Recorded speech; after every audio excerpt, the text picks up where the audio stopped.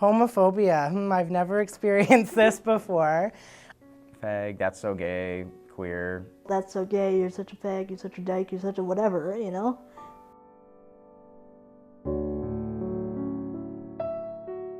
Homophobia is an irrational fear of gay people. Just people being afraid of things they don't know. That anything that represents a different sexual orientation is something to be feared. I think it's just people who are afraid of what they don't understand. A fear of, a misunderstanding of, ignorance of anyone who is homosexual. Homophobia. Yeah, it's fear. People who are afraid to talk to people who are homosexuals. And it basically is just the fear towards the LGBT community.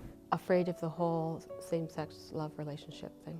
The fear that people have about gay people. A person who's afraid of another person because they're different. It's a form of social exclusion. It's a form of oppression or prejudice that pushes a particular group of people, in this case LGBT youth, to the sidelines or to the margins of society.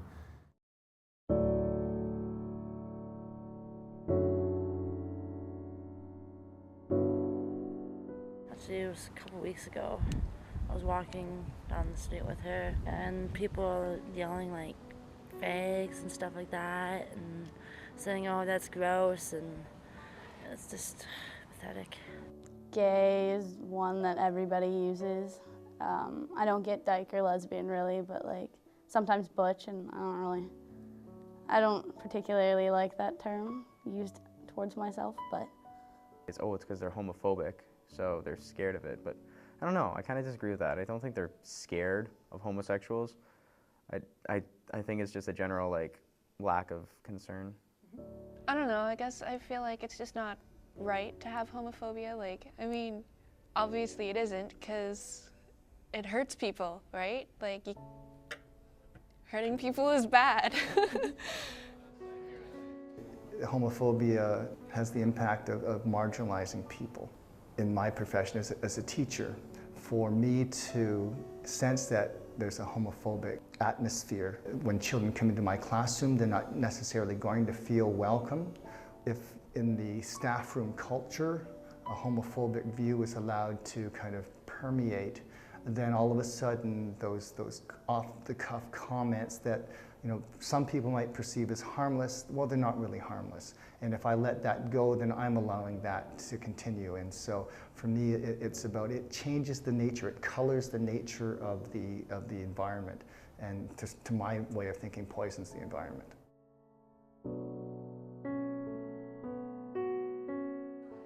It's hard to walk down a school hallway and not hear fag, dyke. Leslie's a bit passé, I think, but yeah. And usually it's a kid, or the movie was gay, the shirt is gay, the water fountain's gay. You definitely get a lot of people just kind of walking by, or they wouldn't want to be in the same group as you, and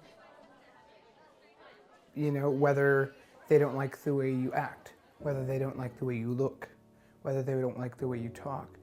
In some way, in my opinion, it has to affect that person enough for them to become so vulgar. Someone who's ignorant, or just the sense of somebody who's threatened. That's in a way how we feel, is that we're being compared to, a different species, as you could say, someone that's just different, and we're really the same, like we're no different at all. Other words I've heard, fag, fairy queen, queer, a big time. Now that's a word that I don't really like to be heard. I mean, I know that is one of the technical terms that are used, but to me I feel that is a bit more hurtful, like you queer, like it's more represented in a way of demeaning somebody. You fag, faggot, lesbo. But within the disabled community, it's very homophobic, which is ironic because we live a life of difference, so one would think you would be more accepting of difference. Not the case, from what I've experienced anyway. I mean, I lost a close friend due to homophobia, and she looked at me and said, "Why would you choose that? Why would you choose to be gay?" So I I looked at her and said, "Do you think if it was a choice I would choose to be an effing disabled lesbian?" She walked out of my house and I haven't really spoken to her since. And I think that we all have it too. I mean, I know that I must have it because I'm afraid to be who I am in lots of places. All of those gay students who are sitting there, who are going to have friends who are gay, who have relations who are gay, and they listen to those kind of comments, I think, all the time. And that's homophobia.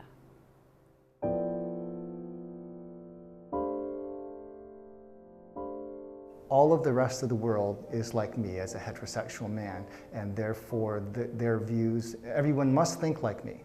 And so for me to make that assumption is just wrong. I think that's just the term we use when somebody assumes that heterosexual norms are the only norms and judges other people according to them, people who may not adopt those norms for themselves. Heterosexism is a form of bigotry that very much identifies with heterosexuality as opposed to homosexuality or any other forms of sexuality.